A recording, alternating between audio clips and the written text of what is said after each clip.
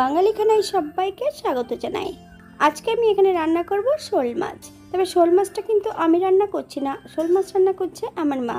পুরোনো দিনের পদ্ধতিতে আজকে মা রান্না করবে শোল মাছ। খেতে কিন্তু খুবই সুস্বাদু হয়েছিল। আপনারা একবার বানালে বারবার বানাবেন। চুই ঝাল দিয়ে কিভাবে আমার মা শোল মাছ রান্না করলো চলুন সেটা একবার দেখে নেওয়া যাক ভিডিওর মাধ্যমে। আশা করছি আজকের ভিডিওটি ভালো লাগবে। সকল বন্ধুদের কাছে অনুরোধ করছি সম্পূর্ণ ভিডিওটি দেখার। এখানে দুটো শোল মাছ নেওয়া হয়েছে।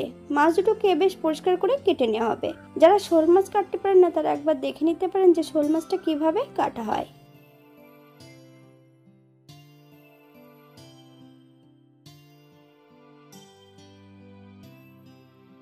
শোল মাছের প্রথমে সম্পূর্ণ আঁশগুলো ছাড়িয়ে নেওয়া হয়েছে। এবার মাছগুলোকে ছোট ছোট টুকরো করে কেটে নিতে হবে।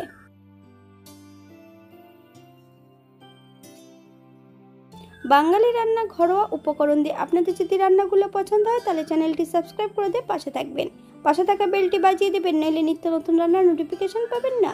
তবে শোল মাছের রেসিপি কিন্তু আমার চ্যানেলে দেওয়া আছে, আপনাদের যদি পছন্দ হয় তাহলে চ্যানেলটি ঘুরে একবার দেখে নেবেন।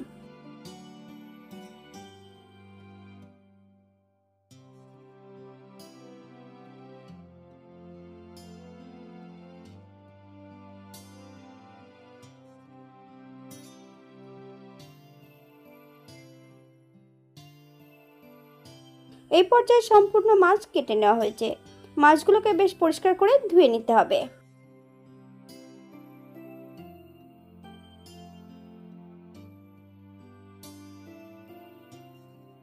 এক চামচ লবণ আর 1 চামচ হলুদ গুঁড়ো মাছের গায়ে লাগিয়ে নিতে হবে। 10 মিনিটের জন্য মাছগুলোকে রেস্টে রেখে দেব।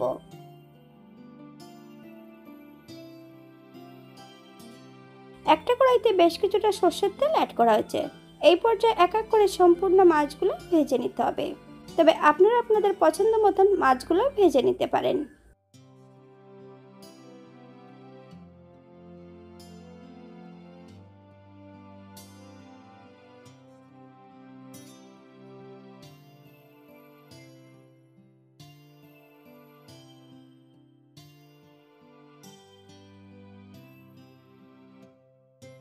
সম্পূর্ণ মাছগুলো ভেজে নেওয়া হয়েছে। আপনারা এর থেকে কম বেশি ভেজে নিতে পারেন। একই তেলে মিডিয়াম সাইজের একটা আলু বেশ ছোট ছোট টুকরো করে কেটে নেওয়া আছে। সম্পূর্ণ আলুটা ভেজে নিতে হবে। একই তেলে রান্না করব। ফোড়নে রেখেছি সাদা জিরে, একটা তেজপাতা। ফোড়ন থেকে সুগন্ধ বেরোলে মিডিয়াম সাইজের একটা পেঁয়াজ অ্যাড করব।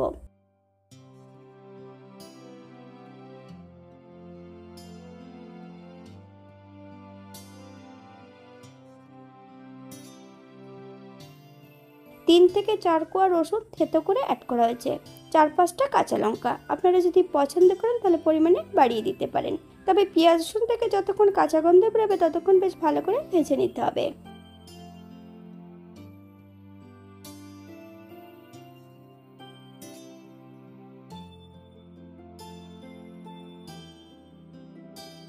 থেকে মশলাটা বেটে নেওয়া হয়েছে। আদা, জিরে, শুকনো লঙ্কা একই সঙ্গে বেটে নেওয়া হয়েছে। মশলাটা বেশ ভালো করে ভেজে নিতে হবে। তবে মশলা ভাজার সময় কিন্তু আলুগুলো অ্যাড করা হয়েছে।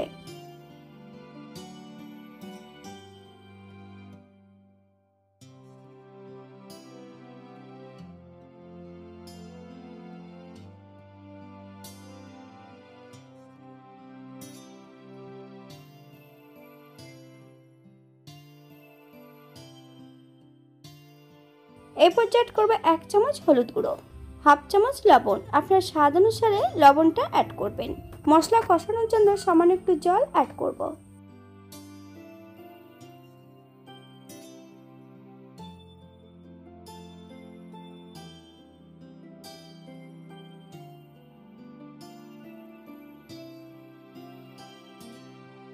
গ্রেভির জন্য 2 কাপ জল অ্যাড করব।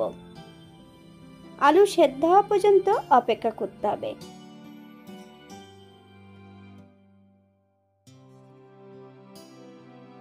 এই পর্যায়ে অ্যাড করব সম্পূর্ণ মাছগুলো। হাই ফ্লেমে বেশ কিছু সময় রান্না করে নিতে হবে।